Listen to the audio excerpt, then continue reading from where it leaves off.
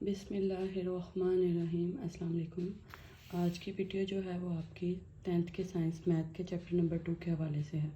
इस वीडियो में आप पढ़ेंगे चैप्टर नंबर 2 का इंट्रोडक्शन पढ़ेंगे और उसके साथ हम पढ़ेंगे एक्सरसाइज 2.1।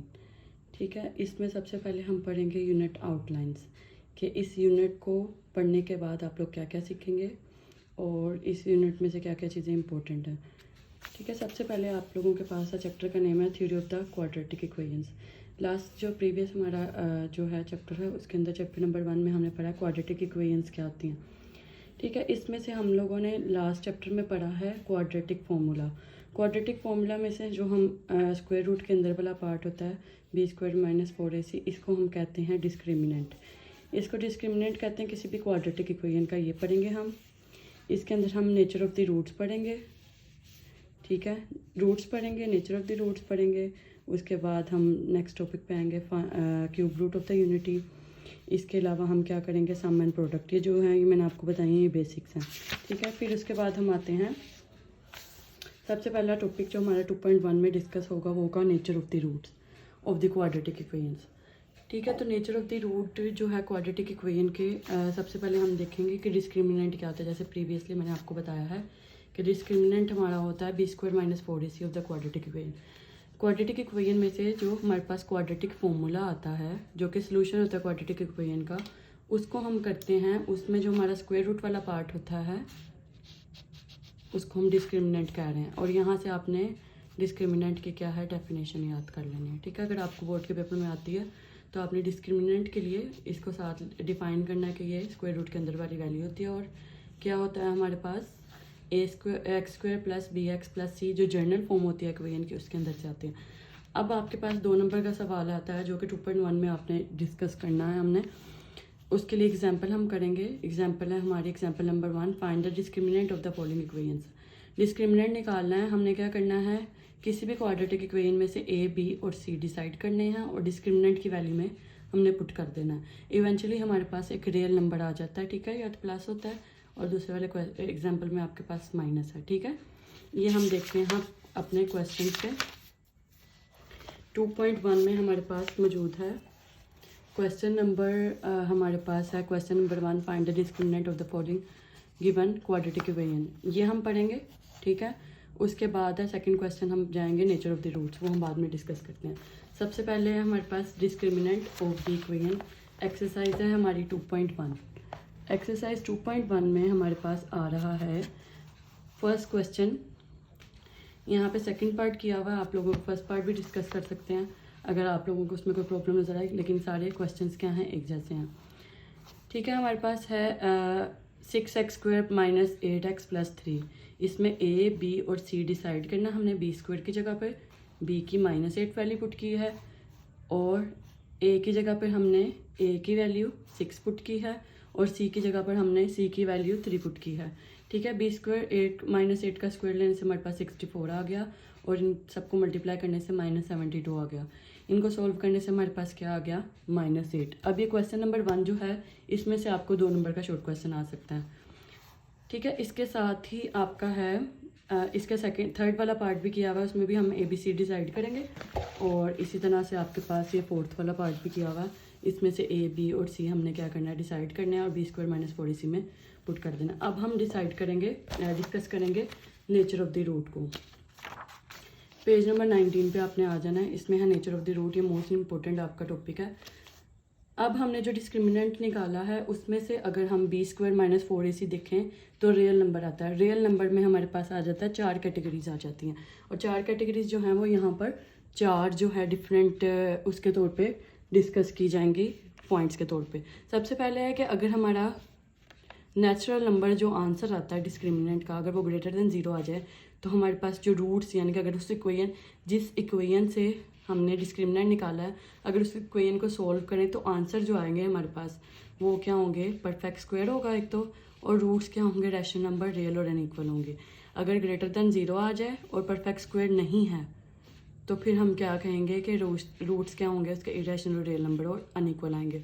और अगर = 0 आ जाए तो हम क्या कहेंगे, रूट्स रैशनल भी होंगे और आपस में इक्वल, यानी कि दोनों आंसर क्या आएंगे, बराबर आएंगे। अगर फॉर एग्जांपल अगर 2 और 2 2 आंसर्स आए हैं तो वो 2 और 2 होगा, 3 और 3 होगा, या फिर 5 और 5 फॉर एग्जांपल।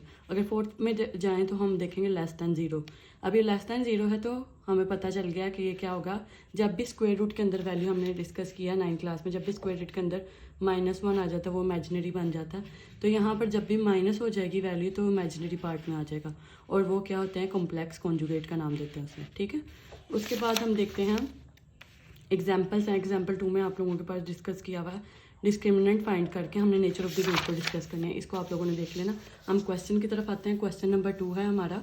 क्वेश्चन नंबर 2 में है कि find the nature of the root of the following equation. इसमें भी सेकंड पार्ट किया हुआ है, फर्स्ट पार्ट भी आप लोग डिस्कस कर सकते हैं मेरे साथ, ठीक है। आप लोगों ने कमेंट्स में मुझे बता देना कि कौन सा आप लोगों को मतलब समझ नहीं आया, वो मैं आपको इंशाल्लाह सोल्यूशन उसका प्रोवाइड करूँगी। ये हमारे पास है, इसमें से हमने देखना है ए, बी और सी। वही फर्स्ट क्वेश्चन की तरह ए, बी और सी निकाल लेना। ए, बी और सी निकालने के बाद हमारे पास आ जाएगा डिस्क्रिमिनेंट। डिस्क्रिमिनेंट की वैल्यू आएगी। डिस्क्रिमिनेंट की वैल्यू हमारे पास प्लस भी आ सकती है, माइनस भी आ सकती है, और हमारे पास जो है वो इक्वल भी आ सकती है। यहाँ पे हमारी आ गई है -47। -47 आई है, लेस दैन 0 है।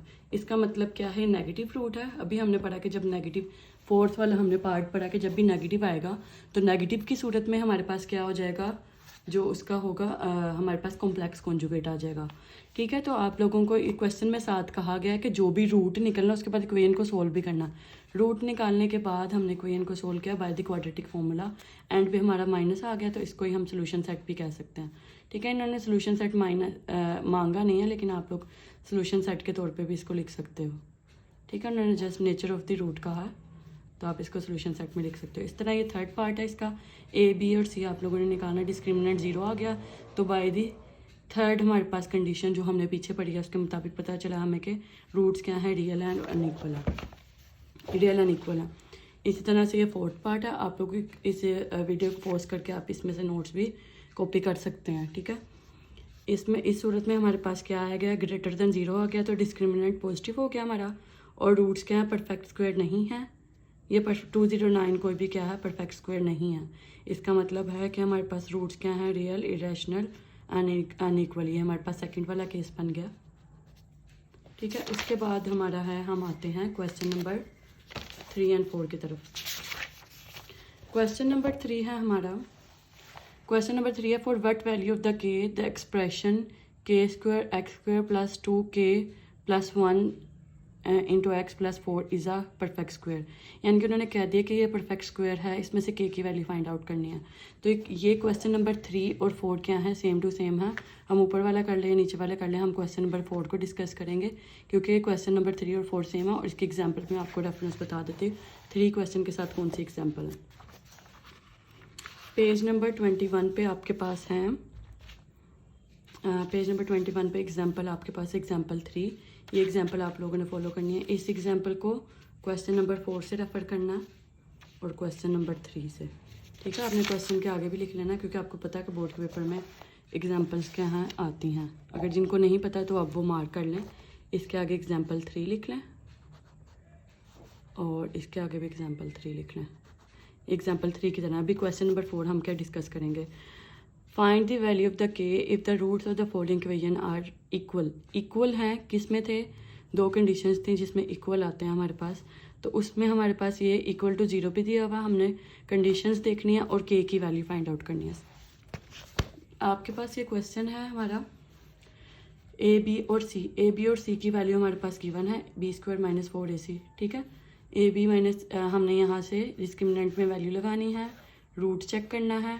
रूट चेक करने के बाद हमें क्या दिया हुआ है कि रूट्स क्या हैं, इक्वल हैं। तो क्या इक्वल होने की वजह से कंडीशन आ जाती है हमारे पास, मस्ट भी क्या होने चाहिए, 0। थर्ड वाली कंडीशन जो हमने पढ़ी है, मस्ट भी 0 होना चाहिए। तो b² - 4ac को इक्वल टू 0 किया। यहाँ से b की वैल्यू 3k, a की वैल्यू हमारे पास 2k - 1 आई थी, वो पुट की है, और c की वैल्यू हमने 3 पुटिंग की है, ठीक है। इसको आगे मल्टीप्लाई करेंगे तो हमारे पास 3 4 = 12, 12 2 = 24k, and minus minus plus 3 4 = 12, और यहाँ पर 3 का स्क्वायर 9 एंड k का स्क्वायर k², ठीक है। उसके बाद ये आ गया, हमने क्या करना है, इसमें से 3 कॉमन आ रहा है, 3 से डिवाइड भी कर सकते हैं आप लोग, कॉमन भी ले सकते हो। हमने डिवाइड किया तो उसके बाद 3 3 = 9, 3 8 = 24, 3 4 = 12, इस तरह से आ गया। फिर हमारे पास क्या आया है, ये वैल्यू आ गया। उसके बाद क्या किया है, हमने इसको फैक्टराइज़ किया। यहाँ पर आप लोगों ने फैक्टराइज़ करना है। जब भी आपके पास क्वाड्रेटिक इक्वेशन बन गया तो 3 मेथड्स आपके पास होते हैं जो हमने 1.1 में डिस्कस किए हैं, जो 1.1 एंड 1.2 और 1.3 में चैप्टर नंबर 1 में डिस्कस किए हैं। फैक्टराइजेशन, कंप्लीटिंग स्क्वायर और जो आपका एक था क्वाड्रेटिक फार्मूला। ठीक है, इनमें से हम फैक्टराइजेशन देख रहे हैं कि हमने फैक्टराइजेशन कैसे करनी होती है। मिड टर्म ब्रेक, ये 8 क्लास में भी आप लोग पढ़ते आ रहे हैं। मिड टर्म ब्रेक करनी होती है। इसमें 3 4 12 है। 12 का हमने प्राइम फैक्टराइजेशन लेनी होती है। 3 4 12, 2 2 4, 2 1 2।